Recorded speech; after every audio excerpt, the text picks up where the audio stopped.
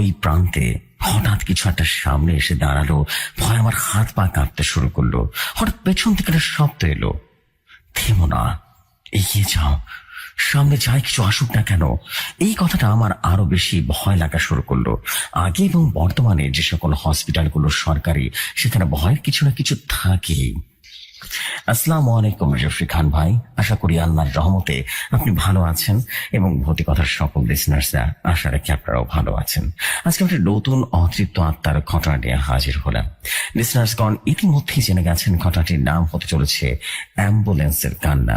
আমি মোহাম্মদ বিরাজ খান বলছি, শরীয়তপুর সদর থানার বানার বাজার থেকে। আমি ঘটনাটি কালেক্ট করি আমার আপন বড় ভাইয়ের কাছ থেকে। যে সময় এই ঘটনাটিতে যেতেই যে নামগুলো ব্যবহার করা হবে সেগুলো ছদ্মনাম ব্যবহার করা হবে। আমার বড় নাম হলো সুমন খান। ভাইয়া ঢাকার একটি সরকারি হাসপাতালে কর্মরত আছেন। সঙ্গত কারণে আমি হাসপাতালটির নাম উল্লেখ করলাম না। ইতিমধ্যে আমার 3টি ঘটনা সিলেক্ট হয়েছে, এজন্য জসু ভাইকে অনেক অনেক ধন্যবাদ। তো আমি আমার ঘটনাগুলো আমার পরিবার সবাইকে নিয়ে শুনতে বসলাম। তখন ভাইয়া এসে বলল, কিরে কি শুনছিস? আমি তখন ভাইয়াকে বললাম, ভাইয়া ভৌতিক কথা শুনতেছি। তখন ভাইয়া বলল, ভূতের গল্প?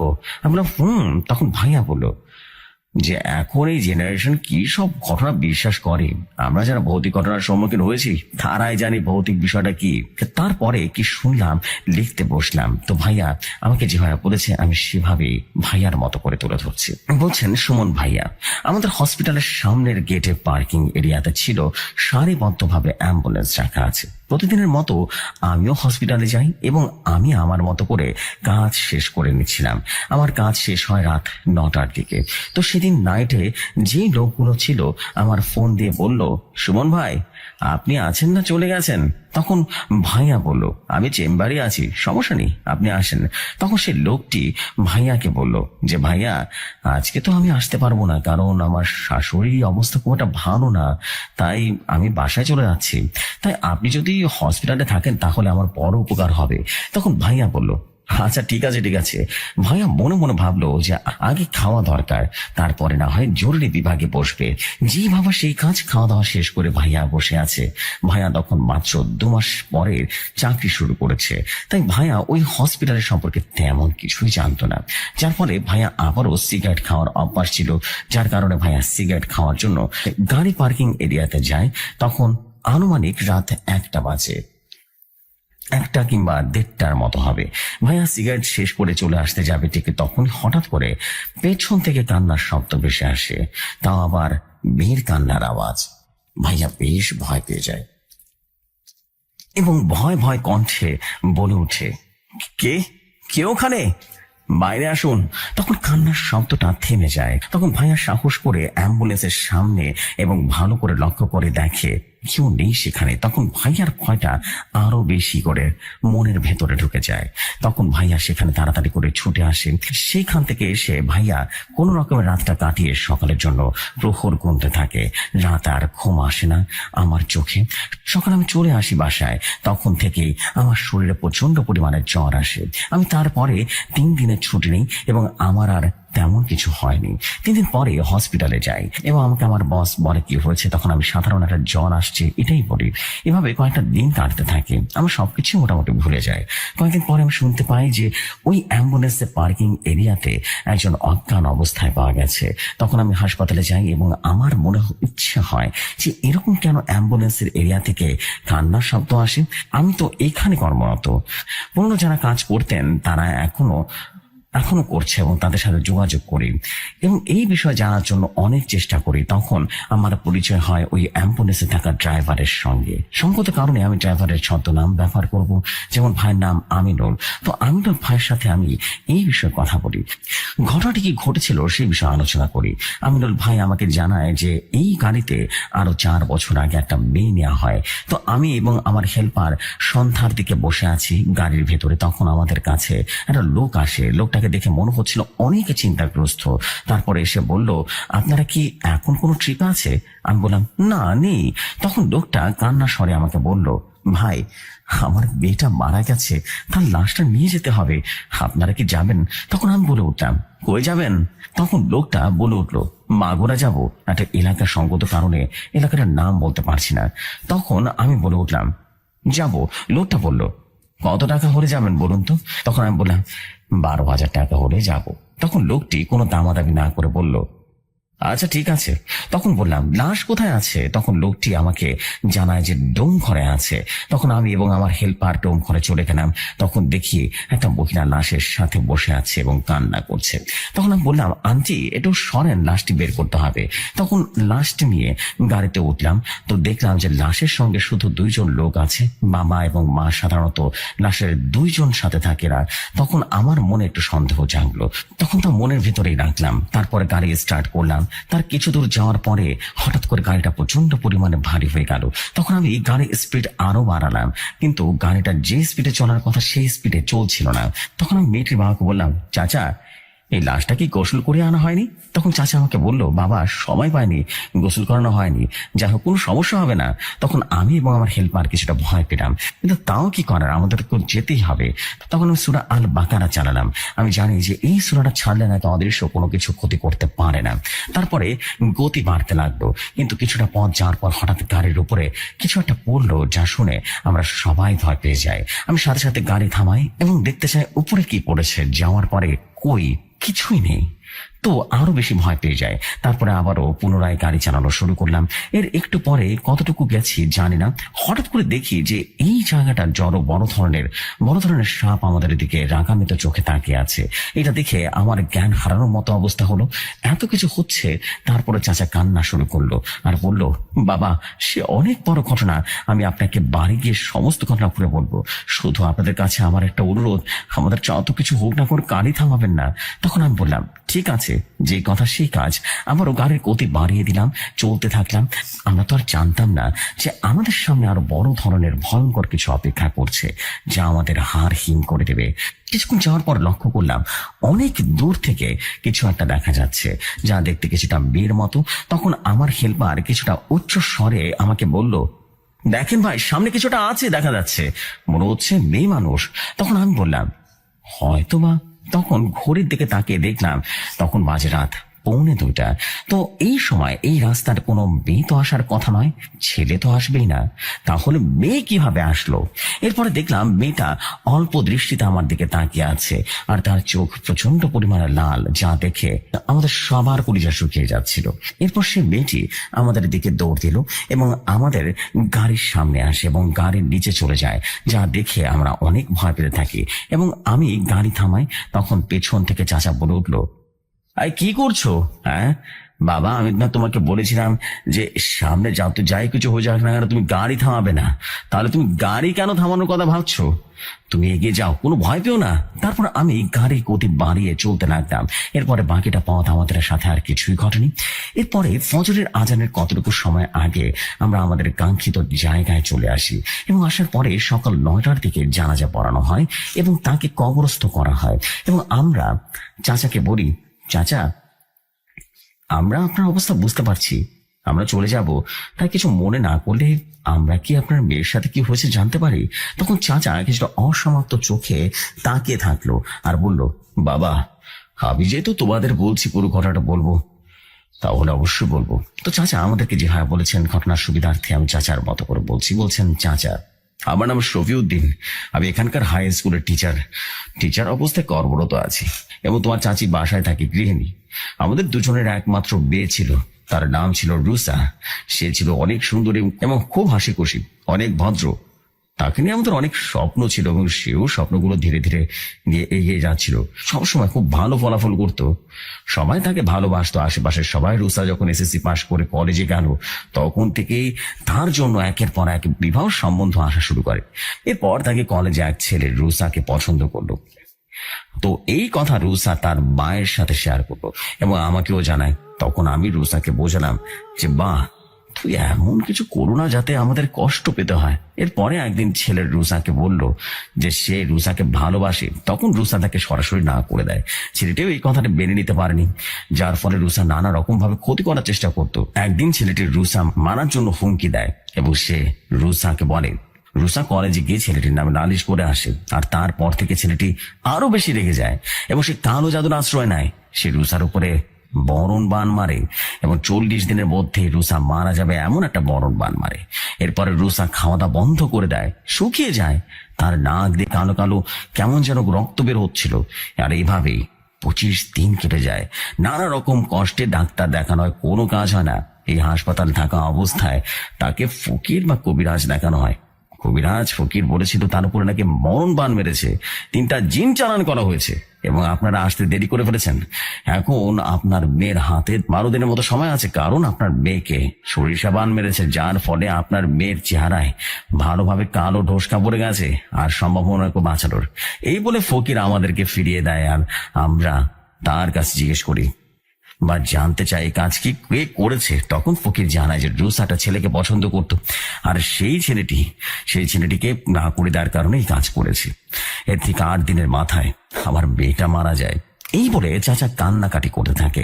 তখন আমার বোনটাও খারাপ হয়ে যায় এবং আমরা তার কিছুক্ষণ পরে চাচির কাছ থেকে বিদায় নিয়ে চলে আসি। এরপরে আমরা ঢাকায় চলে আসি এবং কয়েকদিন ছুটিতে বাড়িতে থাকি, কারণ আমার লাইফে এমন কিছু কখনো ঘটনা শুনিনি বা কোনোদিন এমন ঘটনা হয়নি।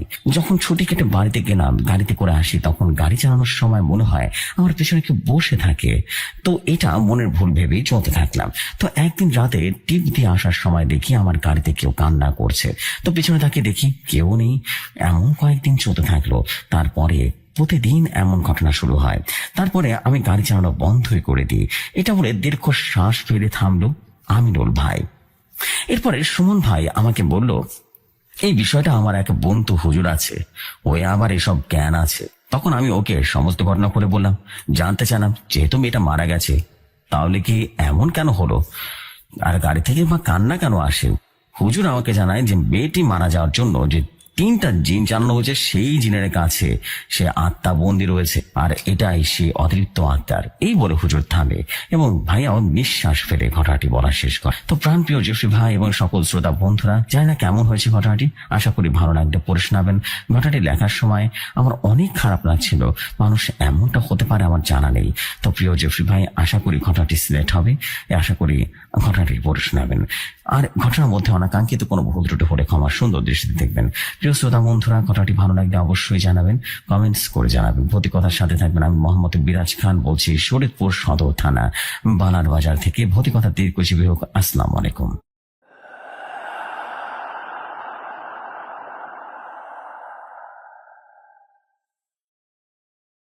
ওয়ালাইকুম আসসালাম প্রিয় ভাই, thank you very much, thank you very much. Wow, যদি সত্যি কথা বলি তাহলে বলতে হবে যে অসাধারণ একটা ঘটনা ছিল। অনেকদিন পর অ্যাম্বুলেন্সের একটা স্টোরি পেলাম, অ্যান্ড খুবই ক্রিপি টাইপের একটা স্টোরি ছিল। এটা দারুণ, বিকজ আমরা কিন্তু মোটামুটি জানি যে ব্ল্যাক ম্যাজিকে আক্রান্ত হয়ে যারা মারা যায় তারা কিন্তু খুব কষ্ট পেয়ে মারা যায়, এবং এটার কিন্তু ভয়াবহ একটা পরিণতি থাকে, এবং এটার মানে রেশ থেকে যায় অনেকগুলো ভাবে। এবং ঘটনাতে কিন্তু তেমনই দেখানো হয়েছে, খুব সুন্দরভাবে ঘটনাটি অ্যালাইন করে লেখা হয়েছে। থ্যাংক ইউ ভেরি মাচ আপনাকে স্টোরির জন্য। এবং আপনার কাছে যদি এরকম স্টোরি থাকে অবশ্যই লিখে পাঠাবেন, আর একটু যেটা করবেন আর একটু গুছিয়ে লেখার চেষ্টা করবেন। এবং অবশ্যই বানানে কিছু মিস্টেক্স ছিল, মিস্টেক্স গুলো ঠিক করলে মনে হয় বেশি ভালো হবে। So thank you very much আপনাকে এই স্টোরির জন্য। চলে যাই আমরা পরবর্তী ঘটনায়।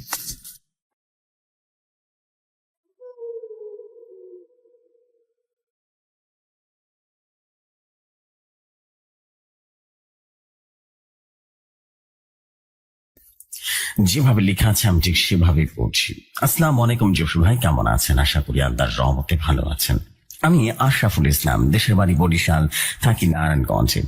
দেবক মাদ্রাসা আমার বাসা। আজকে আমার 12তম ঘটনা লিখতে বসেছি। আশা করি আগের মতোই আপনাদের সবার কাছে ভালো লাগবে আমার এই ঘটনাটি। তো বেশি কথা না বলে ঘটনায় চলে যায়। বলছেন, ভাগিনা, মামা অনেকদিন তো হয়ে গেল তুমি কোনো গল্প শোনাও না। মা বলল, ভাগিনা অনেক অসুস্থ তাই পারছি না, আজকে তোকে একটা ঘটনা শোনাবো, চল।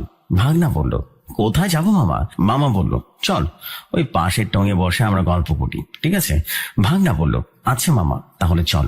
মামা বলল, তোর মামিকে কয়টা মুড়ি মাখিয়ে দিতে বল, খাবো আর গল্প করব। ভাগিনা বলল, আচ্ছা মামা তুমি যাও, আমি নিয়ে আসছি। তারপর মুড়ি খেতে খেতে মামা বলা শুরু করলো তার গল্প। ধর, এটা আজ থেকে প্রায় 20 বছর আগের কথা। তখন সিয়ামের সাথে আমার অনেক ভালো বন্ধুত্ব হয়ে গেছিল। প্রতিদিন সিয়াম আমাদের বাসায় 2-1 বার আসতো। তোকে বলছি না, আগের ঘটনায় জসিমের সে শক্তি ফিরে পাওয়ার কথা। মাগনা বলল, হ্যাঁ মামা শুনেছি। তারপর থেকে সিয়াম আমাদের বাসায় 2-1 বার আসা যাওয়া করতো।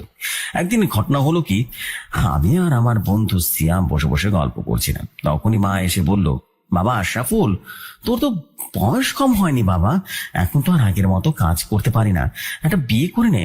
আমি যখনই বলতে যাব তখনই সিয়াম আমার হাত চেপে ধরে বলল, বন্ধু কোনো কথা বলো না, শুধু বলো আচ্ছা ঠিক আছে। তারপর সিয়ামের কথা মতো মাকে বললাম, তোমরা মেয়ে দেখো, আমি বিয়েতে রাজি আছি। মা এই কথা শুনে অনেক খুশি হয়ে গেল, রুম থেকে চলে গেল। কিছুদিন পর আমরা মেয়ে দেখতে গ্রামের বাইরে যাব। কয়েকটা গরু গাড়ি জোগাড় করলো বাবা। আমি সিয়াম আর কয়েকজন মিলে মেয়ে দেখতে চলে গেলাম। সিয়াম অদৃশ্যভাবে আমার সাথে সাথে সব সময় থাকতো। যখনই আমরা গ্রামের ভেতরে গেলাম তখনই আর সিয়ামকে দেখতে পাচ্ছি না। আমি চারদিকে তাকিয়ে সিয়ামকে মনে মনে ডাকছিলাম। কোন দিকে গেল সিয়াম, কোনো সারা শব্দ নেই। কিছু দূর যাওয়ার পর 4 রাস্তার মোড় পড়ে। আমরা কোন রাস্তা দিয়ে যাব বুঝতে পারছিলাম না। এখনই সামনের দিকে তাকিয়ে দেখি একটা মেয়ে ঘন্টা 2 বসে আছে। আমি নেমে গিয়ে জিজ্ঞেস করলাম, হ্যাঁ মেয়ে, মাসুদ মিয়ার বাসাটা কোনটা? মেয়েটা ইশারায় রাস্তা দেখিয়ে দিল আমাদেরকে। অবাক কাণ্ড, মেয়েটা কোনো কথা বললো না, খালি হাতের ইশারায় আমাদের রাস্তা দেখিয়ে দিয়েছে। মেয়েটার হাত এত সুন্দর যা বলার মতো নয়। আমি মেয়েটার হাত দেখে প্রেমে পড়ে গেলাম। এত সুন্দর হতে পারে কারো হাত? তারপর আমরা ওই রাস্তা ধরে যেতে লাগলাম। আজব কাণ্ড, কোন মানুষ, লোক, গরু, ছাগল কিছুই দেখলাম না। আমার কাকা ডাক দিয়ে বলল, কিরে কোথায় এসেছি আমরা? এখানে তো কাউকে দেখতে পাচ্ছি না। আমি বললাম, আরে কাকা, গ্রাম তো এরকমই হয়। আমাদের গ্রামে ঘনবসতি, তার জন্য লোকজন দেখতে পারি আমরা। এখানে মনে হয় লোকজন কম আছে। কিছু তো যাওয়ার পর দেখতে পাই কয়েকজন লোক একটা গাছের গোড়ায় বসে আছে। আমার কাকা ডাক দিয়ে বলল, এ ভাই, এদিকে আসেন তো একটু। কয়েকজন লোক আমাদের গরুর গাড়িটার দিকে এগিয়ে আসলো। কাকা জিজ্ঞেস করলো, ভাই এখানে মাসুদ মিয়ার বাড়ি কোনটা? মাসুদ মিয়ার নামটা শুনে সবাই বেশ অবাক হয়ে গেল। কয়েকজন তো মোটামুটি ভয় দৌড় দিল সেই জায়গা থেকে। কাকা তখন বলল, আর কি হয়েছে ভাই, এরকম করছেন কেন আপনারা? কয়েকজন লোক তখন বলল, আমরা চিনি না, এখান থেকে চলে যান ভাই, আপনারা বিপদে পড়বেন, আমরা চিনি না কিছু। কাকা তো পুরোপুরি হতভম্ব হয়ে গেল। তখন আমাকে ডাকতে বললো, আশরাফুল, এসব কি হচ্ছে? আমি তখন বললাম, আমি কি বলবো কাকাকে, বলো তো, আমি তো কিছুই জানি না। আমি মনে মনে শ্যামকে স্মরণ করলাম, তবুও কোনো সারা শব্দ পাচ্ছি না শ্যামের। তারপর আমরা গরুর গাড়ি নিয়ে কিছু দূর যাওয়ার পর একটা বাড়ি দেখতে পেলাম। আশেপাশে কোনো বাড়ি নেই, চোখ যত দূর যায় একটা বার ঘরও দেখতে পাচ্ছি না। তারপর কাকা এগিয়ে গিয়ে দরজায় কড়া নাড়লো, বাড়িতে কেউ আছেন নাকি? হ্যাঁ, কেউ আছেন? তখন এক বৃদ্ধ লোক বেরিয়ে এলো, কাশতে কাশতে বলল, কে আপনারা? কে, এখানে কি যান? আমাদেরকে আপনি চিনবেন না, আমরা অন্য এক গ্রাম থেকে এসেছি। মাসুদ মিয়ার বাসাটা কোনটা বলতে পারেন? লোকটা কাশতে কাশতে বলল, আমি মাসুদ মিয়া। কাকা তো খুশি হয়ে গেল আর বলল, আমাদেরকে রমন ঘটক পাঠিয়েছে আপনার মেয়ে দেখার জন্য। লোকটা একটা রহস্যময় হাসি দিল। কাকা বেশ অবাক হয়ে গেল, কি হয়েছে? লোকটা কাশতে কাশতে বলল, বাবা কিছু না, তোমরা সবাই এসে ভেতরে বসো, আমার মেয়ে তৈরি হয়ে আসছে, দাঁড়াও। তখনই ভেতর থেকে আওয়াজ এলো বাইরে থেকে, সোমা, আমাদের মেয়ে দেখতে এসেছে। মহিলাটি বলল, আচ্ছা তাদেরকে বসার জায়গায় বসতে দাও। তারপর আমরা সবাই ভেতরে ঢুকে এক জায়গায় বসে রইলাম। তখনই দরজার সাইড থেকে কার যেন পায়েলের আওয়াজ আসছে। আমি অবাক হয়ে তাকিয়ে রইলাম, কি হচ্ছে? এত সুন্দর আওয়াজ কার পায়েলের কাছ থেকে আসছে? আমি যখন বের হতে যাবো ঠিক তখনই আমার কাকা আমার হাত টেনে ধরে বসলো। কাকা বলল, বস এখানে বস, মেয়ে দেখতে এসে এইটা কেমন কথা? হ্যাঁ, এটা কেমন ব্যবহার? আমি যেন মোহে পড়ে আছি। কাকা যে কথা বলছে আমি কাকার মুখের দিকে তাকাতে পারছি না, কোন কথাই শুনতে পাচ্ছি না। আমি খালি ওই মেয়েটার কথা মনে পড়ে যাচ্ছে আমার। তারপর মেয়েটা নাস্তা দিল আর বলল, এগুলো আপনারা খেয়ে নিন। কাকা বলল, আমরা এখানে খেতে আসিনি, মেয়ে দেখতে এসেছি, তাড়াতাড়ি মেয়েকে দেখান আমাদেরকে। লোকটা তখন বলে উঠলো, একটু সবুর করুন, এগুলো খেতে থাকেন, আমার মেয়ে এসে পড়বে। কাকা লোকটার কথা মতো খেতে লাগলো। আমাকে ডাক দিয়ে বললো, আশরাফুল তুমিও খা, কিছু খেয়ে নে। আমাকে যে কাকা এত কিছু বলছে আমি কিছুই বুঝতে পারছিলাম না। আমি শুধু মেয়েটার দিকে এক দৃষ্টিতে তাকিয়ে আছি। আমার শরীরে হাত দিয়ে ঝাঁকুনি দিল, বলল, এসব কি আশরাফুল, অন্য খেয়ালে কি ভাবছিস তুই? তখন আমি হুঁশে ফিরে আসলাম। আমি বলে উঠলাম, কি কি কি হয়েছে কাকা? হ্যাঁ কি হয়েছে? কাকা বলে উঠলো, এইখানে আসার পর থেকে তুই কেমন যেন করছিস তুই। আমি তখন বলে উঠলাম, কিছু না কাকা, এই এমনি মনটা একটু খারাপ করছিল আর কি। তারপর মেয়েটার বাবা এসে আমায় বলল, ভাই এখন তো মেয়েকে দেখাতে পারবো না। কাকা বলে উঠলো, কিন্তু কেন এখন দেখাতে পারবেন না কেন, কি হয়েছে? তখন ওর বাবা বললো, ওর মা আজকে ওই মেয়ে দেখাতে বারণ করেছে। কাকা তখন বলে উঠলো, কিন্তু কেন, কি হয়েছে? মেয়ের বাবা বলে উঠলো, আজকে বৃহস্পতিবার, আজকে ভালো দিন না, তাই কালকে শুক্রবার ভালো দিন, ওই মেয়েকে দেখাতে বলেছে।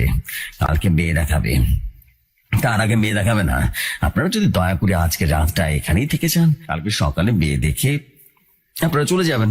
কাকা বলে উঠলো, সেটা হতে পারে না, আমরা তাহলে এখনই চলে যাই, আরেকদিন এসে দেখে যাব, কেমন? তখন আমি বলে উঠলাম, না না সমস্যা নেই, কালকে মেয়ে দেখে আমরা এখান থেকে যাব। আমার কথা শুনে মেয়ের বাবা এক রহস্যময় হাসি দিল।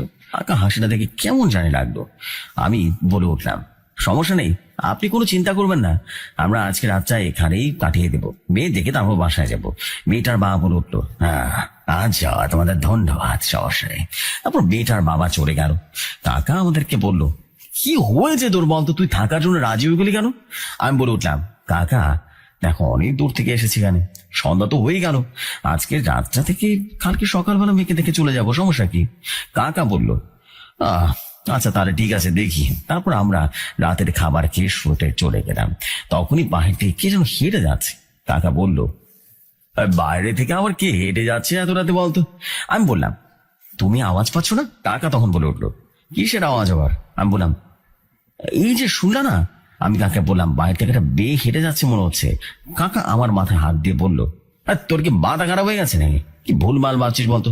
তুই কোন উপরের আওয়াজ যাচ্ছে না বাইরে থেকে? তোর মনে হয় বিয়ের চিন্তা মাথা খারাপ হয়ে গেছে। এখন ঘুমা, কাল সকালে মেয়ে দেখবি, ঠিক আছে? কাকা ঘুমিয়ে পড়লো আর আমিও ঘুমিয়ে পড়লাম। হঠাৎ বাইরে থেকে একটা মেয়ের কণ্ঠস্বর ভেসে এলো, এদিকে এসো, এদিকে এসো, এসো না, তোমার সাথে কথা আছে। আমার ঘুমটা হঠাৎ করে ভেঙে গেল। আমি চারদিকে তাকিয়ে দেখছি, কিন্তু কিছুই দেখতে পাচ্ছি না। কাকা ঘুমিয়ে আছে গভীর ঘুমে। তখনই আমার আবারও জানালা দিয়ে রীতিমতো দুপুরের আওয়াজ আসছে। আমি এবার মনে মনে ভেবে নিয়েছি, দেখবো কে এই মেয়েটা। তখনই আমি ঘুম থেকে উঠে বাইরে চলে গেলাম। গিয়ে দেখি কেউ নেই সেখানে। হঠাৎ চোখ পড়লো আর বাইরের গেটের দিকে। আমি হাঁটতে হাঁটতে বাইরের দিকে যেতে লাগলাম। গিয়ে দেখি লাল একটা বেনারসি পরে আছে, একটা মেয়ে ঘোমটা দিয়ে হেঁটে যাচ্ছে। আমি ডাক দিলাম, মেয়ে শোনো, এদিকে দেখাও। মেয়েটা কোনো কথা না শুনে হেঁটে যাচ্ছিল হাসতে হাসতে। আমি যখনই মেয়েটাকে ধরতে যাবো ঠিক তখনই আমার পেছন থেকে কে যেন টান দিয়ে আমাকে সরিয়ে দিল। আমি তাকে দেখি সিয়ামজিন দাঁড়িয়ে আছে। সিয়ামজিন বলতে লাগলো, এসব কি করছো বন্ধু? সিয়াম যখন আমাকে টান দিল তখন আমার মনে হলো আমি অন্য জগৎ থেকে বেরিয়ে আসছি। আমি বললাম, হচ্ছেটা কি? সিয়াম তখন বলল, কি হয়েছে বন্ধু, তুমি এখানে কেন? আমি বললাম, আমি এখানে কি করে আসলাম? সিয়াম বলল, তুমি শান্ত হও, আমি তোমাকে সমস্ত ঘটনা খুলে বলবো। সিয়াম বলতে লাগলো, যখনই আমরা এই গ্রামে প্রবেশ করব, আমি দূর থেকে ছিটকে পড়ে যায়। আমি এই গ্রামে ঢোকার অনেক চেষ্টা করেছি কিন্তু পারছি না। অনেক চেষ্টার পরেও যখন পারছি না তখন আমার ভাইয়ের কাছে চলে গেলাম। তার মাধ্যমেই এই গ্রামের সুরক্ষা কবচ দেওয়া হয়েছিল। এখানে কোনো ভালো জিন খারাপ জিন গ্রামে ঢুকতে পারে না। তোমরা যার বাড়িতে এসেছো না, সেই লোকটা একটা ভয়ঙ্কর তান্ত্রিক। এখন এই গ্রাম থেকে বেরিয়ে যেতে হবে আমাদেরকে। তখনই চারপাশ হঠাৎ করে আওয়াজ আসার মতো আওয়াজ হলো, বিভৎস একটা হাসির আওয়াজ। হাসতে হাসতে সে বিভৎস কণ্ঠটা বলতে লাগলো, তোরা এসেছিস তোদের ইচ্ছায়, এখন বের হবে আমাদের ইচ্ছায়। আমাদের অনুমতি ছাড়া তুই বের হতে পারবি না। তখন সিয়াম রাগান্বিত হয়ে বলল, বেশ সাহস থাকতে আমার সামনে এসে কথা বল দেখি। হাসিটা তখন বলতে লাগলো, আসবো, নিশ্চয়ই আসবো, অবশ্যই আসবো। তার জন্য তৈরি থাক তোরা। আগে তোর কাকাকে মারি, তারপর তোদেরকে। পরে তোর কাকাকে বাঁচা। এই কথা বলে আওয়াজটি বেরিয়ে গেল। তখনই সিয়াম আমাকে জিজ্ঞেস করলো, তোমার কাকা কোথায়? তখন আমি বললাম, আমি কিভাবে বলবো কাকা কোথায়, আমি তো নিজে জানি না আমি এখানে কিভাবে আসলাম। তখনই সিয়াম একটা তাবিজ আমাকে ধরিয়ে দিয়ে বলল, যত বিপদে আসুক এই তাবিজটা তোমার হাত থেকে ফেলবে না, কোনোভাবেই না। এমনকি আমি যদি বলি তবুও তুমি এটা হাত থেকে ফেলবে না। তখন সিয়াম হাওয়ার সাথে মিটে গেল, আর আমিও সে তাবিজটা হাতে নিয়ে হাঁটতে লাগলাম বাসার দিকে। তখনই আমার চারপাশ থেকে আওয়াজ এলো, ফেলে দে ওই তাবিজটা, ফেলে দে, যদি তুই হাতে রাখিস তুই মারা যাবি, ফেলে দে, ফেলে দে ওই তাবিজটা, ফেলে দে। আরো কিছু ভয়ঙ্কর ভয়ঙ্কর আওয়াজ আসছিল আর বলছিল তাবিজটা ফেলে দে। আমি বলে উঠলাম, কোনো লাভ নেই, তোদেরকে ভয় আমি পাই না, বুঝতে পেরেছিস? তোদের চেয়ে কত ভয়ঙ্কর ভয়ঙ্কর পিশাচকে বেড়ে এসেছি আমরা। তখনই যেন এক ভয়ঙ্কর ডাল ভেঙে আমাদের উপরে ছুঁড়ে মারে। আমি ডালের বাড়ি খেয়ে রীতিমতো দূরে গিয়ে পড়লাম। আমি পায়ে এবং মাথায় বেশ আঘাত পাই এবং আমি সেখানে অজ্ঞান হয়ে ফেলি এবং জ্ঞান হারিয়ে ফেলি। জ্ঞান ফিরলে আমরা 3 দিন পরে তাকিয়ে দেখি আমাদের বাসায় এসেছি। পাশে সিয়ামজিন দাঁড়িয়ে আছে এবং আমার বাবা মা। আমি বাবা মাকে ডাক দিয়ে বললাম, এখানে কেন আমি, আর কি হয়েছে আমার সাথে? তখন সিয়ামজিন আমাকে ইশারায় বলল, তোমার বাবা মাকে বেরিয়ে যেতে বলো। আমি তখন মা বাবাকে বেরিয়ে যেতে বললাম এবং বললাম, তোমরা চলে যাও, আমি ঘুমাবো। মা বাবা চলে গেল। তখন বলতে লাগলো সিয়ামজিন, সিয়ামজিন যেভাবে বলেছে আমি ঠিক সেভাবে বলছি। বন্ধু, তোমাকে আগেই বলেছিলাম তুমি তাবিজটা হাত থেকে ফিরবে না, তুমি কেন তাবিজটা হাত থেকে ফেলে দিলে? আমি বললাম, আমি আবার কখন তাবিজটা ফেলে দিয়েছি? হ্যাঁ, আমার ডালে বাড়ি খাওয়ার পর আমার আর কিছুই মরেনি। তখন সিয়ামজিন বুঝতে পারে যে যখনই ডালে বাড়ি খাই তখন আমার হাত থেকে সে তাবিজটা পড়ে গিয়েছিল। আমি বললাম, কি হয়েছে ওখানে বন্ধু, আমার কাকা কোথায়? তখন সিয়ামজিন বলল, তোমার কাকা ভালো আছে, আর কিছুক্ষণ পর বের হয়েছে, তার তোমার কাকাকে আর বাঁচানো যেত না। আমি বললাম, বন্ধু এখানে যা যা হয়েছে সবকিছু আমাকে খুলে বলো তো, আমি শুনবো। তারপর বললো সিয়ামজিন, বন্ধু যখনই আমি তোমাকে তাবিজটা দিয়ে ওখানে চলে যাই তোমার কাকাকে খুঁজতে, তখনই দেখতে পাই তোমার কাকাকে ওরা বেঁধে রেখেছে, বলি দেওয়ার জন্য তৈরি করেছে ওই খারাপ তান্ত্রিক। আমি এটা দেখে যখনই হামলা করতে যাব আমি দূরে ছিটকে গিয়ে পড়ে গেলাম। আমি বুঝতে পারছি না কি হচ্ছে আমার সাথে। তখন তান্ত্রিক হাসতে হাসতে বলল, তোর মতো একটা জিন আমার কিছুই করতে পারবে না। তারপর আমি আমার আসল রূপ নিলাম। আমার সারা শরীর থেকে বিদ্যুৎ বের হচ্ছিল। তখনই রুমের ভিতরে কাকা চলে আসলো, এসে বলল, বাকিটা আমি বলছি শোন। আমি বলে উঠলাম, তুমি কিভাবে বলবে? তুমি কি আমার বন্ধু সিয়ামজিনকে দেখতে পারো? কাকা বলল, আগে দেখতে পারিনি, এখন দেখতে পারি। সিয়ামের দিকে তাকিয়ে অবাক হলাম। সিয়াম বলল, ওই যুদ্ধকালে আমি তাকে দেখা দিয়েছিলাম। কাকা বলে উঠলো, তাহলে শোন, এবার আমি বলছি। সিয়াম যখন দানব প্রকৃতির রূপ নিল না, সে এতটা ভয়ঙ্কর ছিল যা বলে বোঝাতে পারবো না। চারদিক থেকে বিদ্যুৎ বের হচ্ছিল আর 2 চোখ থেকে রীতিমতো বিদ্যুৎ বের হয়ে চারপাশে পুড়িয়ে দিচ্ছিল। তার হাতে বিশাল একটা তালোয়ার আর বিদ্যুতের দিকে ছিল। যখন এই রূপ দেখে তান্ত্রিক হাসতে হাসতে বলল, তোর রূপ দেখে মনে হচ্ছে আমি ভয় পাবো। তুই মনে হয় আমাকে চিনিস না। তখনই তান্ত্রিক কি যেন পরে মাটিতে ফু দিল। তখনই মাটি কম্পন হতে শুরু করলো। তখন মাটি ফেটে আকৃতি একটা বিশাল আকৃতির দানব জিন বেরিয়ে এলো। জিনটা এতটা বিকট আওয়াজ করলো আমি কান চেপে ধরে বসে রইলাম। আমি ওই দানব জিনটাকে আওয়াজ নিতে পারছিলাম না। তখনই সিয়াম জিনের উপরে ঝাঁপিয়ে পড়লো। সিয়াম জিন রীতিমতো দানবটাকে লাথি মেরে দূরে ফেলে দিল আর বলতে লাগলো, তুই লাকুসের বংশধর না, তোর বাবা আমার হাতে মরেছে আর তুই আমার হাতে মরবি আজকে। এই কথা শুনে দানব জিনটা বলে উঠল, তুই আমার বাবাকে মেরেছিস, তোকে আমি ছাড়বো না। সিয়াম হাসতে হাসতে বলল, আচ্ছা দাদাই, আমাকে মারবি না, মার। তখন দানবটা বিশাল এক আগুনের তালোয়ার বের করলো, তারপর সিয়ামের উপরে ঝাঁপিয়ে পড়লো। সিয়ামও কম না, লাকুসের বংশধর তার ছেলেকে লাথি মেরে দূরে ফেলে দিল। তো বাবা আমার সাথে পারেনি, আর তুই সামান্য তার ছেলে হয়ে আমার সাথে লড়াই করতে কেন এসেছিস? তখনই সিয়ামজির বিকট এক আওয়াজ করে বিশাল তালোয়ারের আলো আকাশ থেকে পড়লো। তালোয়ার দিতে মনে হচ্ছিল বিদ্যুৎ চমকাচ্ছে খালি। চারদিকে গাছপালা সব পুড়ে যাচ্ছে সেই তালোয়ারের তাপে। সিয়াম তালোয়ারটি নিয়ে দানবের দিকে এগিয়ে গেল, গিয়ে একটা কোপ দিল আর সাথে সাথে বলতে লাগলো, তুই আমাকে চিনিস না ভালো করে, তোর বাবা এই ভুল করেছে, তার জন্য জাহান্নামে পাঠিয়েছি। আজকে তোর বাবার জাহান্নামে পাঠিয়ে দিলাম, তোকে আয়, এবার কে আসবে আয়। এই রূপ দেখে তান্ত্রিক বেশ ভয় পেয়ে গেল আর বলতে লাগলো, প্রভু আমার ভুল হয়ে গেছে, আমি আপনাকে চিনতে পারি না, আমাকে ক্ষমা করে দিন। এই ভুল আমি কোনোদিন করব না। আমি শুধু তান্ত্রিক করিনি, আমার তান্ত্রিক হওয়ার একটা রহস্য আছে।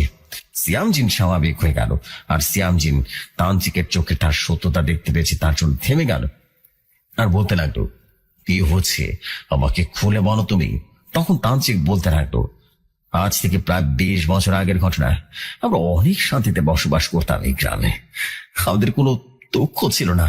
আমাদের একটা মাত্র মেয়ে ছিল, যেমন সুন্দর দেখতে তেমন মানুষ দেখলে রীতিমতো প্রেমে পড়ে যাবে, এতটাই সুন্দর ছিল। যখন আমার বিয়ের 18 বছর বয়স হলো, তখন আমরা বিয়ের জন্য ঘটক খুঁজছিলাম। ঘটক বলেছিল যে মেয়েকে বিয়ে দিবেন, তার সাথে কি দিবেন বলুন তো। আমি বললাম, আমার তো আর কিছু নেই, শুধু বেটাই আছে। ঘটক বলল, আচ্ছা সমস্যা নেই, আমি দেখছি।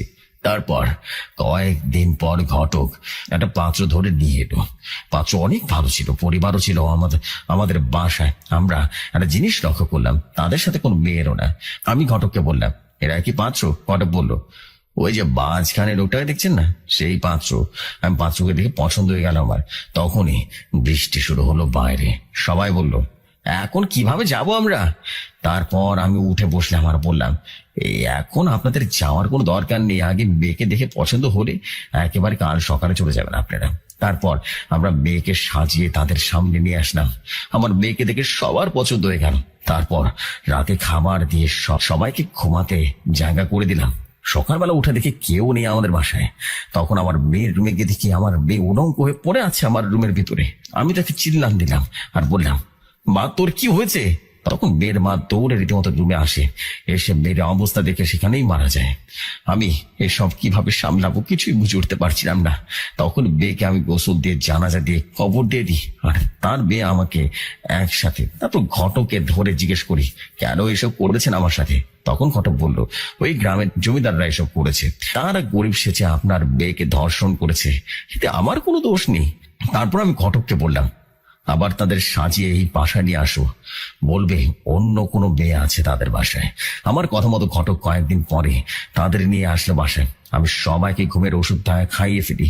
তারপর আমি সাধনায় বসি। আগে তান্ত্রিকের ছোটখাটো কাজ করতাম, তারপর আমি পিশাচ সিদ্ধ হয়ে যাই। তারপর ঘটককে দিয়ে আমি আমাদের বাসায় পাত্র আনাতাম। তারপর মায়ার জালে সবাইকে মেরে ফেলতাম। এই করে আমি পিশাচ তান্ত্রিক হয়ে উঠি। আমাকে ক্ষমা করে দাও, আমি জীবনে আর কোনোদিন এমনটা কিছু করব না। সিয়াম এবার বলল, আপনার সাথে যা হয়েছে অনেক খারাপ হয়েছে। যারা এসব করেছে তাদেরকে মেরে আপনার থামা উচিত ছিল, কিন্তু তা আপনি করেননি। আপনি ক্ষমতার লাভে অনেককে খুন করেছেন, তাই আপনার কোনো ক্ষমা নেই। সিয়াম তারপর হাত দিয়ে তান্ত্রিকের গলাটা টিপে বেড়ে ফেলে। তারপর তোমাকে খুঁজতে বের হয়ে যায়। আমরা গিয়ে দেখি তোমার চারপাশে অনেকগুলো খারাপ পিশাচ তোমাকে আক্রমণ করতে যাবে। আর তখনই সিয়াম বিদ্যুতের ঝলকানিতে সবাইকে মেরে ফেলে। তারপর গিয়ে দেখে তোমার মাথা ফেটে রক্ত পড়ছে। তারপর সিয়ামের দিকে তাকিয়ে বললাম, বন্ধু কি হয়েছিল আমার? সিয়াম বলল, এসব কথা একদিন পরে বলবো, তুমি অনেক অসুস্থ, তুমি আবার ঘুমিয়ে যাও। তো জেফরি ভাই, এটাই ছিল আজকের ঘটনা। কেমন হয়েছে জানাতে ভুলবেন না।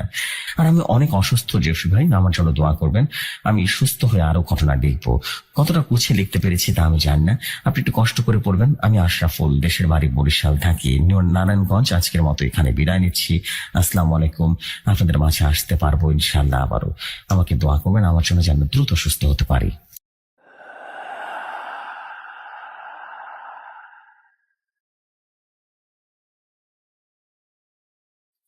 ওয়ালাইকুম আসসালাম প্রিয় আশরাফুল ভাই। মাই গড, এইটা একটা মাস্টার ক্লাস স্টোরি ছিল, মাইন্ড ব্লোয়িং একটা স্টোরি ছিল ব্রো। সত্যি বললাম, এই স্টোরিটা আপনার যতগুলো আপনি স্টোরি পাঠাচ্ছেন, আপনার স্টোরিগুলো খুব সুন্দর হচ্ছে। এবং আলহামদুলিল্লাহ যে আপনার প্রতিটা স্টোরি শেয়ার হয়ে গেছে। অ্যান্ড আজকের ঘটনাটা খুব সুন্দর গোছানো ঘটনা ছিল, এবং তার থেকে বড় কথা হচ্ছে আপনার আজকে স্পেলিং মিস্টেকই ছিল না। মাশাল্লাহ, একটা দুইটা বোধহয় মিস্টেক ছিল যেটা আমি ওভারকাম করে ফেলছি, বাট এত সুন্দর ছিল। My goodness, this is amazing, amazing story ছিল। ওয়াও, আসলে মনোমুগ্ধকর এক ঘটনা ছিল ভাই। থ্যাংক ইউ ভেরি মাচ আপনাকে এই অসাধারণ ঘটনার জন্য। এন্ড আই বিলিভ যে সবার কাছে ঘটনাটি অনেক অনেক বেশি ভালো লেগেছে। বিকজ আমি বিলিভ করি এতটুকু যে স্টোরি যদি ভালো হয় তখন সম্পূর্ণ দায়ভারটা, মানে সম্পূর্ণ ক্রেডিটটা চলে যায় স্টোরি টেলারের উপরে। আমি বলবো যে you are really good story teller Ashraful, mister Ashraful ভাই, আপনার প্রতি আমি কৃতজ্ঞ। আপনার এত সুন্দর সুন্দর ঘটনা শেয়ার হয়েছে। আপনার পরবর্তী ঘটনা দ্রুত পাঠিয়ে দিবেন। আপনি বললেন আপনি অসুস্থ, আর আমি চাই যে খুব দ্রুত আল্লাহ আপনাকে শেফা দান করুক এবং আপনি দ্রুত সুস্থ হয়ে আমাদের মাঝে ফিরে আসুন। খুব সুন্দর ছিল ঘটনা, থ্যাংক ইউ ভেরি মাচ, খুব সুন্দর ছিল। এরকমই ঘটনা চাই আপনার কাছ থেকে, এরকম ঘটনা আমি আশা করব, যেখানে ঘটনা থাকবে, ভয় থাকবে, ভীতি থাকবে এবং সব মিলিয়ে দারুণ কিছু হয়ে যাবে। আপনাকে অনেক ধন্যবাদ। সো আমি আর দেরি করবো না, আমি চলে যাচ্ছি আমাদের পরবর্তী ঘটনা। আশা করছি পরবর্তী ঘটনা আপনাদের কাছে ভালো লাগবে। চলে যে ঘটনায়,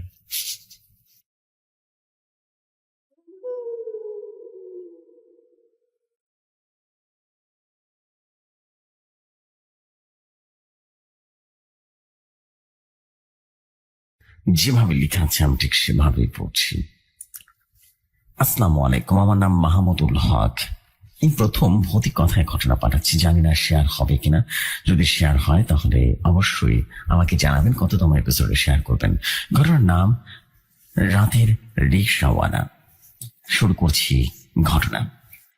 পুরান ঢাকার স্যাঁতস্যাঁতে গলিগুলোতে দিনের আলোতেও যেন ক্লান্ত।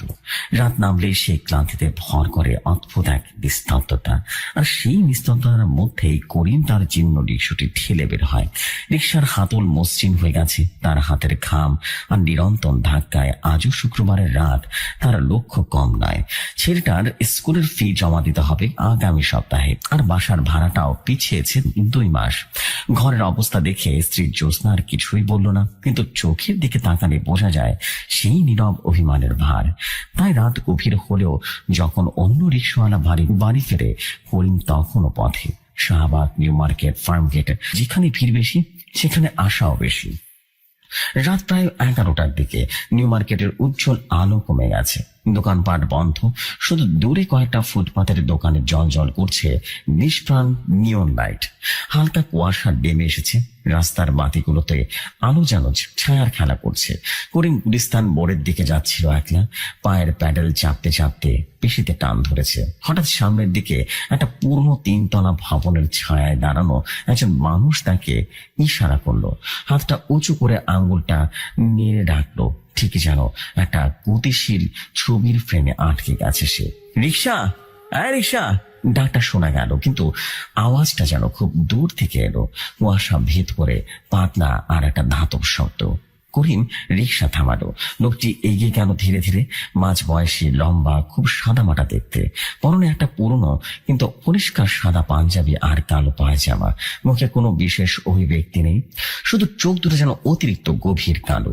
একটা হালকা গন্ধ ভেসে এলো, পুরনো কাগজের গন্ধ আর ভেজা মাটির গন্ধের মিশ্রণ। পুরান ঢাকার ভাঙা দালানগুলো থেকে যেরকম বের হয়। কোথায় যাবেন? করিম জিজ্ঞেস করলো স্বাভাবিক সুরে। লোকটি রিক্সার পেছনের সিটে বসলো। উঠবার সময় করিম লক্ষ্য করলো লোকটার ওজন যেন একদমই নেই। রিক্সাও নড়ল না। তার মনে হলো হয়তো বা খুব পাতলা মানুষ। লোকটা বসে বলল, আওয়াজটা আরো স্পষ্ট। লালবাগ যাব?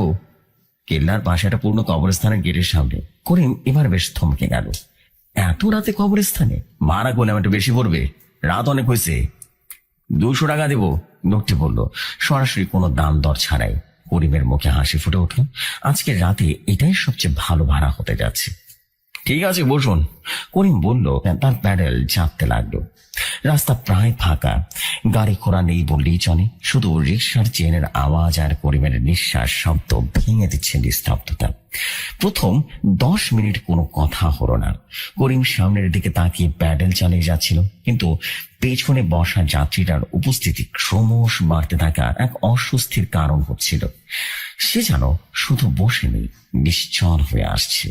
কোথাও নড়াচড়া নেই, শ্বাসের শব্দ নেই, এমনকি বসার সিটেও যেন আগের মতো হালকা। করিম পেছনে ফিরে তাকালো না, কিন্তু তার পিঠ বেয়ে ফুটায় ফুটায় ঘাম ছড়তে লাগলো। হঠাৎ যাত্রীটি কথা বলে উঠল। আওয়াজটা করিমের কানের খুব কাছাকাছি শোনালো, যদিও সে সামনেই বসেছিল। তোমার নাম কি? করিম চমকে উঠল। করিম বলল সে একটু গলা খাড়া করে। ভালো আছো করিম?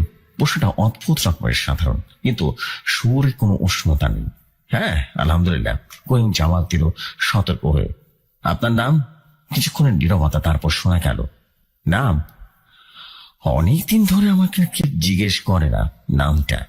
আবারও নীরবতা। তুমি আমাকে বলতে পারো রহমান? রহমান নামটা বলার সাথে সাথে শিশের মতো আওয়াজ ছিল। করিম আর কিছুই জিজ্ঞেস করার সাহস পেল না।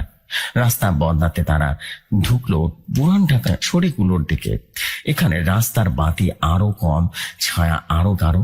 পুরনো দালানগুলোর জানালাগুলো অন্ধকার, যেন অদৃশ্য চোখে তাকিয়ে আছে। রিক্সার সামনে ছোট্ট বাতিটা মিটমিট করে চলছিল। আলোর গোলাটা রাস্তায় কাঁপছিল। গোলাটা এত সরু যে বিপরীত থেকে কেউ এলে রিক্সাটা চলাতে হতো, কিন্তু সৌভাগ্যবশত কেউ আসছিল না। করিম, হঠাৎ আবারও সে কাছাকাছি আওয়াজ এলো। তুমি কি কখনো ভেবেছো ওই রাস্তাগুলোতে নিচে কি আছে? করিম একটু হেসে ফেললো, নার্ভাসনেস কাটানোর চেষ্টা করলো। কি থাকবে ভাই, মাটি, পানি, লাইন, গ্যাস, হ্যাঁ এই তো, আর কি। না, সবটা যেন বাতাসে কেঁপে গেল। পুরোনো জিনিস, ভুলে যাওয়া জিনিস, অনেক কান্না, অনেক হাহাকার মাটির নিচে আটকে আছে। যাত্রীর আওয়াজে এবার একটা অদ্ভুত টান এসেছে, যেন সে দূরের কোনো স্মৃতির কথা বলছে। করিমের গায়ে কাঁটা দিয়ে উঠল। সে জোরে জোরে প্যাডেল চাপতে লাগলো। দ্রুত এই গলি পেরিয়ে বের হওয়ার জন্য সে মরিয়া হয়ে উঠেছে। পুরান ঢাকা তো ভাই অনেক পুরনো জায়গা আছে, সে বলল, কথা মারাতে চেষ্টা করে। আমিও পুরনো করিম, অনেক পুরনো। কথাটা বলার পরে রিক্সাটা হঠাৎ করে গর্তে পড়লো। সামনে ঝাঁকুনি হলো। করিম বলল, আর মাফ করুন ভাই, রাস্তাটা একদম। বাকিটা বলা হলো না। ঝাঁকুনির সময় স্বাভাবিকভাবে পেছন থেকে ঝলক তাকিয়ে যাত্রীর দিকে তাকালো। যা দেখলো তা দেখে রীতিমতো রক্তহীন হয়ে গেল। যাত্রী রহমান তার দিকে তাকিয়েছিল, কিন্তু মুখটা স্বাভাবিক ছিল না।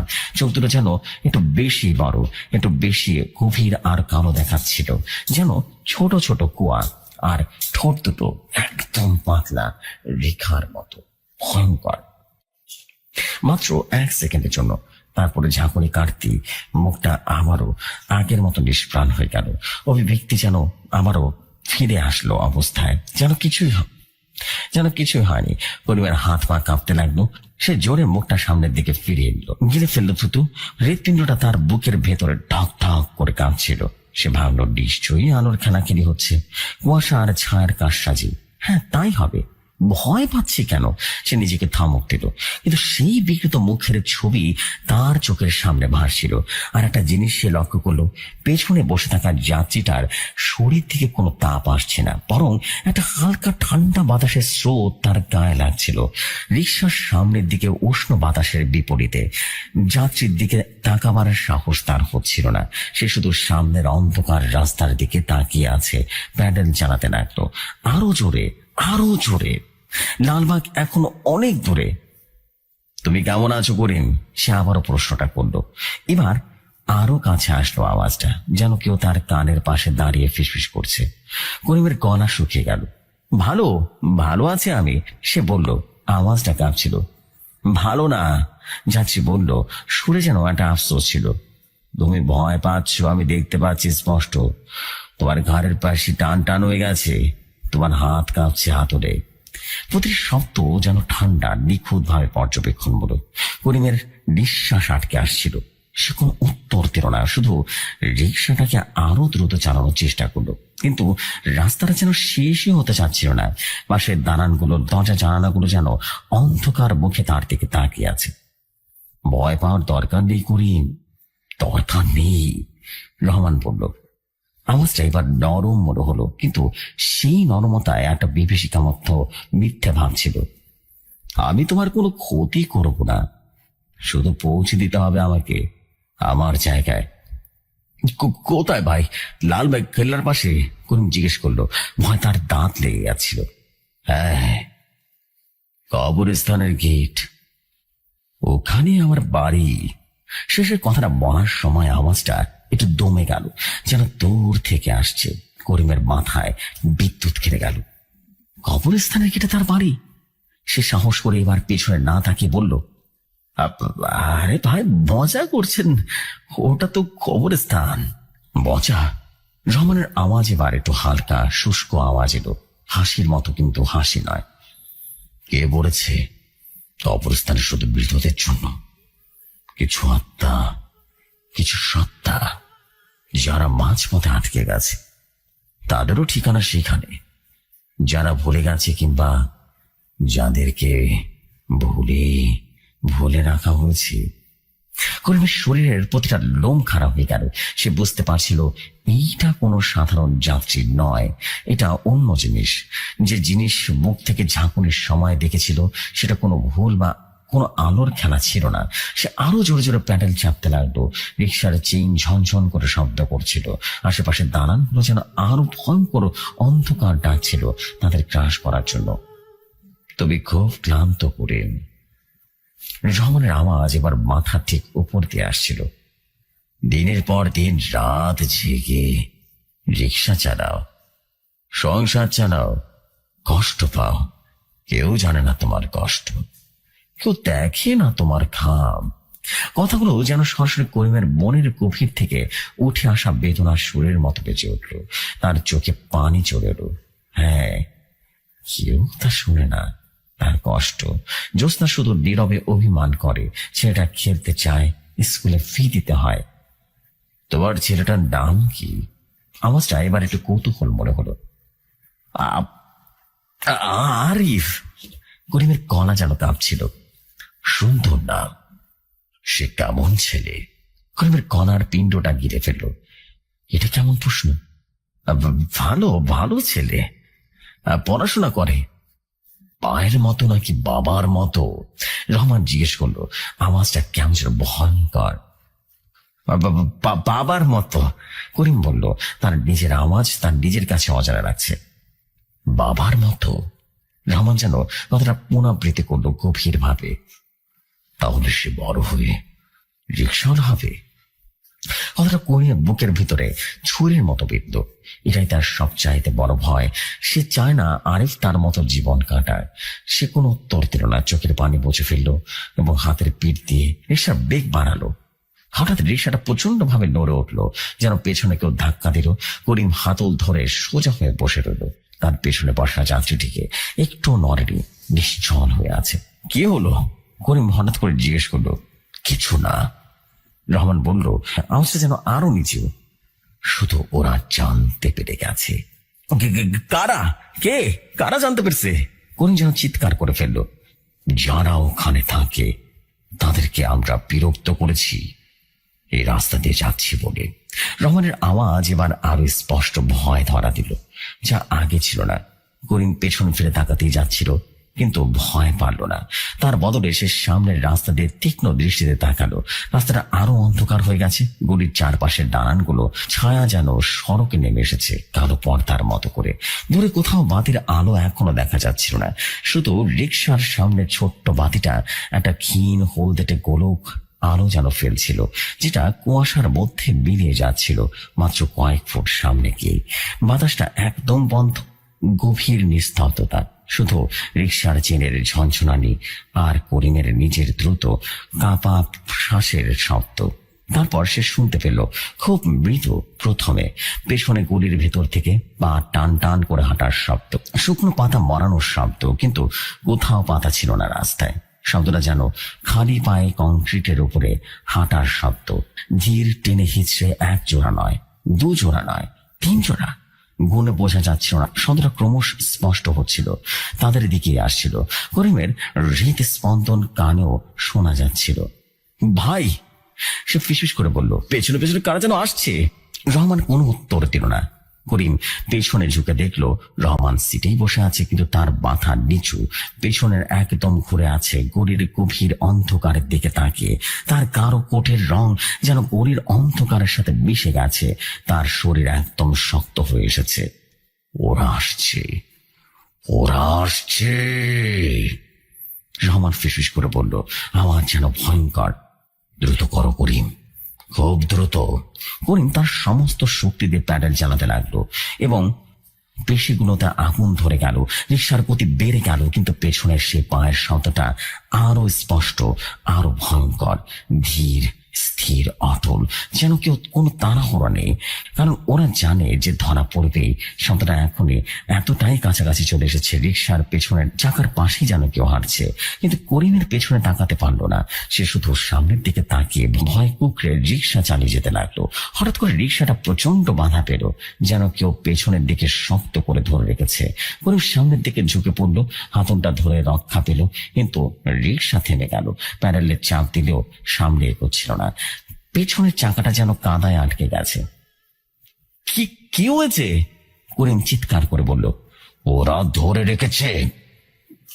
রহমানের গলার আওয়াজ কাঁপছিল, সে যেন নিষ্প্রাণ ভাবে একদম উধাও। ওরা আমাকে চায় না, আমাকে ফিরিয়ে নিতে চায়। ওরা ওরা কারা? করিম চিৎকার করলো। সে এবার বাধ্য হয়ে পেছনে তাকালো। গলির গভীর অন্ধকার রিক্সার ক্ষীণ আলোয় প্রান্ত সীমায় সে মোটামুটি 3টা স্পষ্ট মানব আকৃতির ছায়া দেখতে পেল। কিন্তু সেগুলো ঠিক কোনো মানুষ ছিল না। আকৃতিটা বিকৃত ছিল, যেন অস্বাভাবিকভাবে লম্বা, হাত পা পাতলা, শরীর কুৎসিত, মুখমণ্ডল একেবারে অস্পষ্ট, শুধু গভীর কালো ফাঁকা অংশ। তারা দাঁড়িয়েছিল একদম শীতল ভাবে। তার দিকে এক তীব্র ঠান্ডা বাতাস পড়েছিল। সে বাতাসে গায়ে কাঁটা দেয়, এমনকি হাড়ের পর্যন্ত শীতল অনুভূতি দেয়। আর একটা গন্ধ, পচা মাটির গন্ধ, পুরনো কফিনের গন্ধ। করিমের নিঃশ্বাস বন্ধ হয়ে আসছিল। সে দিশেহারা হয়ে রহমানের দিকে তাকালো। কি করব ভাই? রহমানের দিকে তাকালো। এবার তার চোখ আগের থেকে সে গভীর কালো ভাব ছিল না, বরং তীব্র ভয়, এক ধরনের বেদনাদায়ক অনুনয় ছিল। চালাও করিম, চালাও, সমস্ত শক্তি দিয়ে চালাও। ওরা যদি ধরে ফেলে আমাদেরকে, যদি ফিরিয়ে নেয়, তাহলে তুমিও। সে কথাটা শেষ করলো না। করিম বুঝতে পারলো এখন দাঁড়ালে বিপদ শুধু রহমানের নয়, তার নিজেরও হবে। সে এক গভীর শ্বাস নিয়ে তারপর সমস্ত ভয় ভুলে গিয়ে সে তার সমস্ত শক্তি একত্রিত করলো। সে রিক্সার হাতলের উপরে ভর দিয়ে দাঁড়িয়ে পড়লো। তারপর প্যাডেল তার উপরে ওজনটাতে চাপ দিল। পায়ের পেশিতে আগুন জ্বললো, হাড় পর্যন্ত ব্যথা করলো। সে গর্জে উঠলো নিজের অজান্তেই, আল্লাহ হাফেজ। রিক্সাটা হঠাৎই নড়ে উঠলো। পেছনের চাকার বাঁধন কাটার মতো একটা অনুভূতি হলো। রিক্সাটা সামনের দিকে ছুটে চললো। করিম পেছনে তাকালো। গলির মোড়ে অন্ধকারে ওই বিকৃত ছায়াগুলো দাঁড়িয়ে আছে, কিন্তু তাদের থেকে দূরে সরে যাচ্ছে। তারা আর এগোচ্ছিল না, শুধু দাঁড়িয়ে নিঃশব্দে দেখছিল। করিমের শরীর থেকে সমস্ত শক্তি চলে গেল। সে বসে পড়লো সিটে। হাঁপাতে হাঁপাতে ঘামে ভিজে গেছে তার গায়ের জামা। সে আবারও পেছনে তাকালো রহমানের দিকে। রহমান সিটের গা ঘেঁষে বসে একদম কুকড়ে গেছে। তার মুখটা হাতের মধ্যে লুকিয়ে আছে। তার পুরো শরীর কাঁপছিল। করিমের মনে হলো সে কাঁদছে, কোনো শব্দ নেই, শুধু তার কাঁধ দুটো অনিয়ন্ত্রিত ভাবে কেঁপে উঠেছে। ভাই, আপনি ঠিক আছেন? করিম জিজ্ঞেস করলো। নিজেও কাঁপছে। রহমান মাথা নাড়ল, কিন্তু মুখ তোল না। তার কণ্ঠস্বরেরও ভাঙা গদ। আর বেশি দূরে নেই, দ্রুত ছাড়াও দয়া করে। করিম এবার প্যাডেলে চাপ দিল, কিন্তু এবার তার শক্তি অনেক কম। ভয় যেন কিছুটা কমে গেছে, কিন্তু তার জায়গায় এসেছে গভীর বিষণ্ণতা আর অবিশ্বাস্য ক্লান্তি। তার প্রধান রাস্তা উঠে গেল। এখানে আলো আরো একটু বেশি। গাড়ির 2-4টা দেখা যাচ্ছিল। দূরেই লালবাগ কেল্লার অন্ধকার রূপ দেখা যাচ্ছিল। আর তার পাশে পুরনো কবরস্থানে উঁচু দেয়াল আর লোহার গেট। কবরস্থানের গেটের সামনে এসে করিম রিক্সা থামালো। গেটটা বন্ধ, ভারী লোহার শিকল দিয়ে টানাবদ্ধ। ভেতরে অসংখ্য কবর, স্মৃতিসৌধের ছায়ার অন্ধকারে ডুবে আছে। একটা গভীর মৃত্যুর নীরবতা সেখানে বিরাজ করছিল। রহমান ধীরে ধীরে রিক্সা থেকে নামল।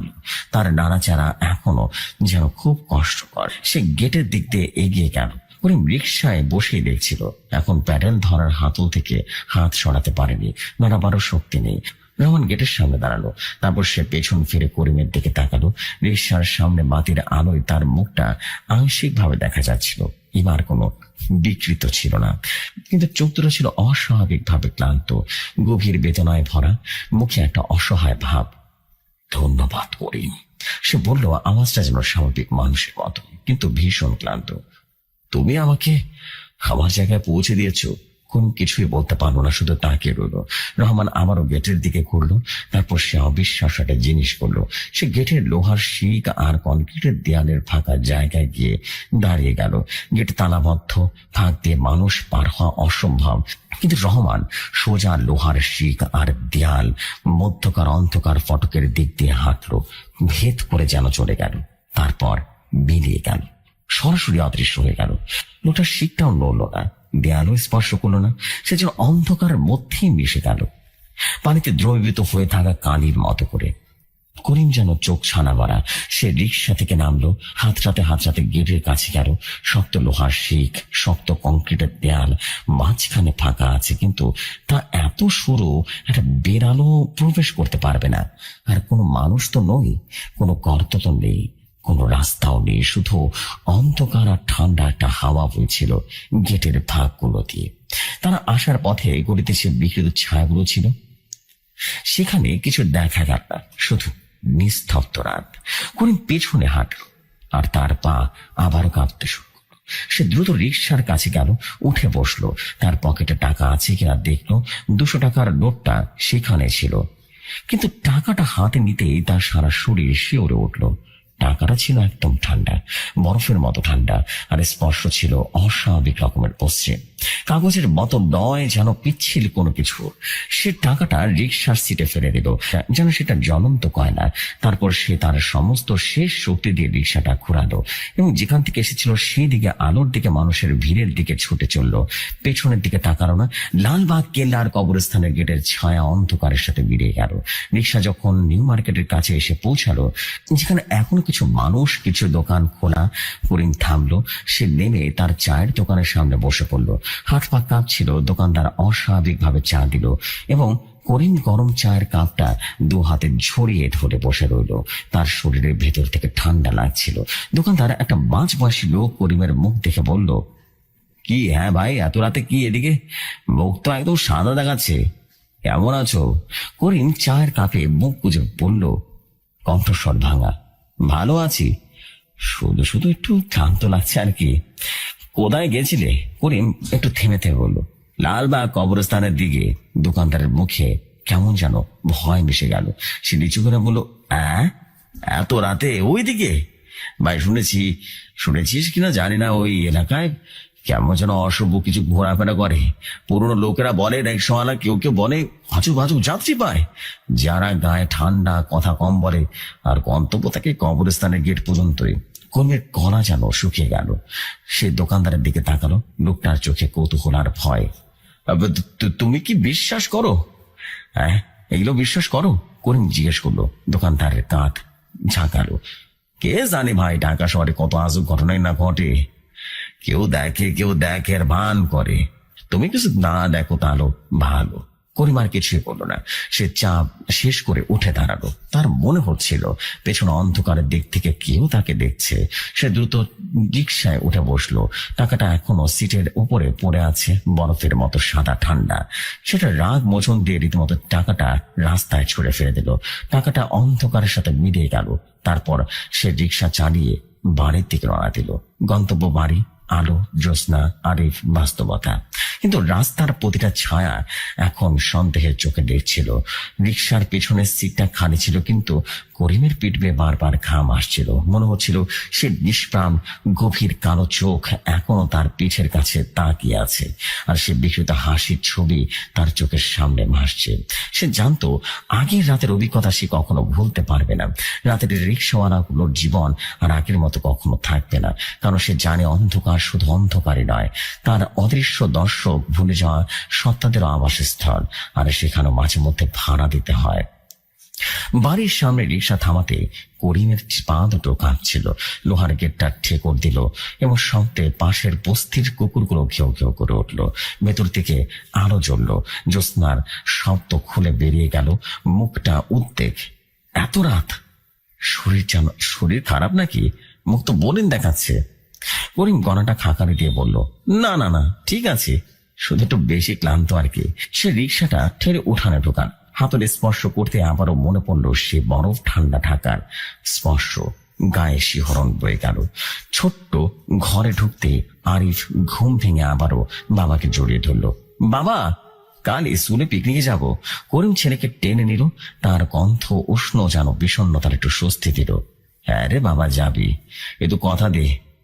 কিন্তু কথা বলতে গিয়ে তার গলা শুকিয়ে গেল। জ্যোৎস্না চা নিয়ে এলো। আজ কেমন গেল তোমার রাত? ভাড়া কেমন জুটলো? করিম চোখ নামিয়ে চুমুক দিল চায়। হ্যাঁ, কিছু জমেছে আর কি। সে মিথ্যা বলল। সে টাকাটা ফেলে দিয়েছে, কিন্তু স্বপ্নেও ভাবেনি ওই টাকায় আবারও ফিরে আসবে। পরদিন সকালে রিক্সা ধোয়ার সময় সিটের নিচে পানি নিকাশের ছিদ্রে পাওয়া গেছিল সাদা একটা কাপ। ঠান্ডা ভিজে ভিজে টানতেই বেরিয়ে এলো একটা ভিজে যাওয়া 200 টাকার নোট। একদম সেই টাকা। করিমের হাত পা কাঁপতে লাগলো। নোটটা ছুঁড়ে ফেলার লোভ সামলে এসে ভাবলো, একটা টাকা, এতে তো ভূত প্রেত লাগে না।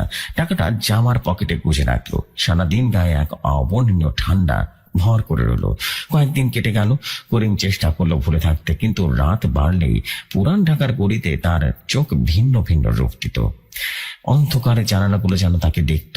রাস্তায় হঠাৎ করে হাত তুললেই তার বুক ধুক ধুক করে উঠত। আর আরিফ প্রায় বলতো, বাবা, তোমার ঘরে কে যেন কথা বলে রাতের বেলা, কাঁদে আর কথা বলে। জ্যোৎস্না বিরক্ত হতো আর বলতো, ছেলের সাথে এসব কথা বলে না, করিম ওর ঘুম নষ্ট করে। এক রাতে বৃষ্টি হচ্ছিল ঝুমঝুম করে।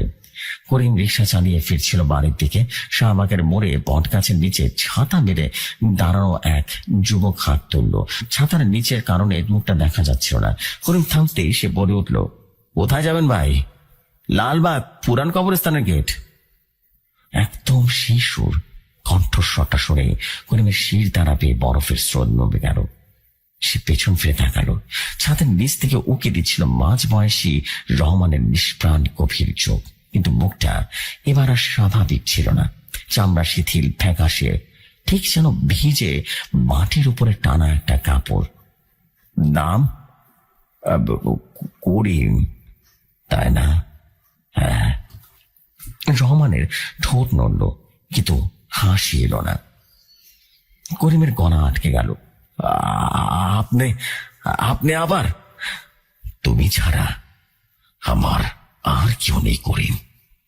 ওরা আমাকে তাড়া করে, তুমি শুধু আমাকে জায়গায় পৌঁছে দিতে পারো। রহমানের আওয়াজ অস্পষ্ট, কেমন যেন ভয়ঙ্কর। করিম রিক্সা চালু করলো। হাতে পায়ে জোর নেই। বৃষ্টির শব্দে গলির নিস্তব্ধতা ভেঙে যাচ্ছে, কিন্তু রিক্সার ভেতরটা কেমন যেন নীরব। হঠাৎ রহমান ঝুঁকে পড়ল সামনের দিকে। তার ঠান্ডা নিঃশ্বাস করিমের কানে লাগলো। টাকাটা ফেলে দিলে কেন? ওটা আমার কষ্ট অর্জিত টাকা। করিম চমকে উঠল। আপনি দেখলেন কি করে? আমি সব দেখতে পাই করিম। তোমার বাড়ি, তোমার ছেলে, তোমার ঘুমন্ত স্ত্রী, তোমার পাশের বালিশটা থেকে যেন আমি বসে থাকি প্রতি রাত করতে। রহমানের আওয়াজ কেমন যেন ভয়ঙ্কর থেকে আরো ভয়ঙ্কর হয়ে গেল। করিম থেমে গেল একটা গলির মোড়ে। বৃষ্টি ততক্ষণে প্রবল হয়ে উঠেছে। নামুন, এখানে নামুন, ভাড়া লাগবো না। নামবো না। রহমানের কঠিন গলা যেন আরো কঠিন হয়ে গেল। আমাকে জায়গায় পৌঁছে দাও করিম। তোমার ভেতরে একটু জায়গা দাও, একটু জায়গা দাও। আপনি কি বলতেছেন? তুমি জানো না আমি কত ক্লান্ত। রহমান কেমন যেন কাঁতর স্বরে বলল। বাটির নিচে হাত অন্ধকার, শুধু শীত, শুধু অপেক্ষা। তোমার গরম রক্ত, তোমার নিঃশ্বাসের উষ্ণতা, সেখানে একটু বিশ্রাম পাবো। করিম লাফিয়ে রীতিমতো রিক্সা থেকে নামলো। বেরিয়ে পড়ুন এক্ষুনি। রহমান নড়ল না। বৃষ্টিতে তার শরীর ভিজে কাপড়ের মতো লাগছিল। তুমি পারবে না দাঁড়াতে। আমি চিনে গেছি তোমার স্বাদের গন্ধ। তুমি এখন আমার রাস্তা হয়ে গেছ করিম। করিম রিক্সার হাতলটা লোহার রডটা খুলে নিল। বের হন, বের হন বলতেছি। রহমান ধীরে ধীরে রিক্সা থেকে নামলো, কিন্তু নামার পর তার উচ্চতা মুহূর্তে বেড়ে যাচ্ছিল, যেন অদৃশ্য কিছু তাকে টেনে নিয়ে উপরের দিকে তুলছে। মুখের চামড়া টান টান হয়ে ফেটে যাওয়ার উপক্রম হলো। গলার স্বর বিকৃত হয়ে এলো। আমি যাব না করিম, যাব না। করিম ভয় পিছিয়ে গেল। হঠাৎ করে রহমানের দেহ থেকে কালো একটা ছায়া বিচ্ছিন্ন হয়ে ছুটে এলো তার দিকে। করিম রংটাও উড়িয়ে মারলো, কিন্তু ছায়া ভেদ করে তার বুকের ভেতরে ঢুকে গেল। প্রচন্ড ঠান্ডায় তার হৃৎপিণ্ড যেন জমে গেল। সে মাটিতে লুটিয়ে পড়ল, জ্ঞান হারিয়ে ফেলল। সে বাড়ির বিছানায়। জ্যোৎস্না চোখে পানি মুছছিল। দুদিন জ্বর আর বকবক করছিলে, ভয় পেয়ে গেছিলাম। করিম নিজের হাত দেখল, কাঁপছিল। ঘরের কোথাও রহমান নেই, কিন্তু কিছু একটা ভেতরে আছে। সেরে উঠেও করিম বদলে গেল। রিক্সা চালানো বন্ধ হয়ে গেল। সারাদিন ঘরের কোণে বসে থাকে। আরিফ ভয় আর কাছে যায় না। বাবা কান্না করে রাতের বেলা, আর ভাঙা ভাঙা কথা বলে। জ্যোৎস্না ডাক্তার দেখালো, করিম ওষুধ খেলো, কিন্তু চোখে এক গভীর আতঙ্ক স্থায়ী হয়ে গেল। সে জানালা বন্ধ রাখে, আরো চালিয়ে ঘুমায়। এক মধ্যরাতে করিম তীব্র তৃষ্ণায় জেগে উঠল। ঘরের বাতিটা নিভে গেছে। অন্ধকারে সে হাত নেড়ে নেড়ে রান্না করে গেল। ঠান্ডা পানি খাওয়ার সময় হঠাৎ দেখলো প্লাস্টিকের আয়নায় তার প্রতিচ্ছবি নড়ছে না। সে দাঁড়িয়ে আছে, কিন্তু প্রতিবিম্ব স্থির। তারপর আয়না ধীরে ধীরে ফুটে উঠল রহমানের সেই বিকৃত হাসি, ঠোঁটে কানে টান টান। করিম আয়নাটা ছুঁড়ে ফেললো, চিৎকার করে উঠল, চলে যাও, আমার ভেতর থেকে বের হয়ে যাও। জ্যোৎস্না ছুটে এলো। কি হয়েছে আবার, কাকে বলছো? করিমের স্ত্রী কাঁধে শক্ত করে চেপে ধরলো, কাঁপা গলায় বলল, ওই যে রহমান, ও আমার ভেতরে আছে, ওকে বের হতে হবে, ওকে বের হতে হবে। জ্যোৎস্নার চোখে ভয়। কোন রহমান? করিম এখানে কেউ নেই, শুধু আমরা আছি। পরদিন দুপুর বেলা করিম উঠোনে বসে আছে। হঠাৎ আরিফ দৌড়ে এসে বলল, বাবা, সে কাকুটা এসেছে, তোমার রিক্সার উপরে বসে আছে। করিমের রক্তহীন হয়ে গেল। সে ধীরে ধীরে রিক্সার দিকে এগিয়ে গেল। সিটে কেউ নেই, কিন্তু সিটের ফোমে একটা গভীর ডেবে যাওয়া দাগ আছে। ঠিক যেন কেউ দীর্ঘক্ষণ বসে থাকলে যেমন দাগ হয়, ঠিক তেমন। আর সিটের উপরে ভিজে মাটির গন্ধ মাখানো 200 টাকার নোট। সেদিন রাতে করিম আর ঘুমাতে পারল না। শোয়ার ঘরের দেয়ালের ছায়ার মধ্যে সে দেখতে পেল ধীরে ধীরে একটা মুখ ফুটে উঠেছে, রহমানের মুখ। এবার শুধু চোখ দুটো গভীর কালো গর্তের মতো। একটা কণ্ঠস্বর তার মাথার ভেতরে শোষ করে উঠল, জায়গা পেয়ে গেছে করিম, এত আরাম, এত উষ্ণতা, তুমি ভয় পেও না, আমি তোমার ভেতরেই থাকবো। করিম চিৎকার করতে চাইল, কিন্তু তার গলা দিয়ে গজ বের হলো না। সে বুঝতে পারলো তার শরীর নিয়ন্ত্রণ করছে আরেকজন। হাত নিজেই যেন উঠে গেল, আঙ্গুলগুলো বিকৃত ভঙ্গিতে মচড়াতে লাগলো।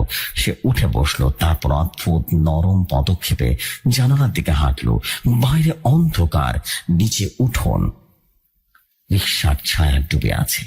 মাথায় ভেতর থেকে আবারও ফিসফিস করে বলল, করিম, চলো যাই নিচে আমাদের পুরনো রাস্তায়, সেই রিক্সায়। করিমের পা নিজে থেকে এগিয়ে গেল। সে জানালার গ্রিল খুললো, পা তুলে সিরের উপরে রাখলো। ঠান্ডা বাতাস আর মুখে আঘাত করলো। নিচে অন্ধকার উঠোনে রহমানের অস্পষ্ট ছায়া দাঁড়িয়ে আছে, মুখে সেই টান টান বিকৃত হাসি। জ্যোৎস্নার চিৎকার পেছন থেকে ভেসে এলো, করিম, কি করছো তুমি, নেমে যাও। কিন্তু করিমের কানে কিছুই যেন পৌঁছালো না। শুধু সে শুনতে পেল ভেতর থেকে আসা একটা শান্ত তৃপ্তি কণ্ঠস্বর, চলো বন্ধু, আমাকে নামিয়ে দাও আমার জায়গায়। তারপর সে ঝুঁকলো সামনের দিকে।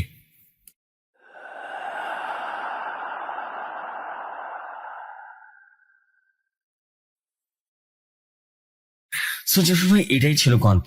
কেমন লাগলো আমার গল্পটি? যদি ভালো লাগে পড়ে শোনাবেন। আমি মাহমুদুল হক বলছিলাম, কুষ্টিয়া থেকে। এই ঘটনাটি শেয়ার হলে আমার কাছে আরো 2টি ঘটনা লেখা আছে, সেই 2টি ঘটনাও পাঠিয়ে দেব। আসসালামু আলাইকুম ভাইয়া, ভালো থাকবেন, ভালো রাখবেন আপনার চারপাশকে।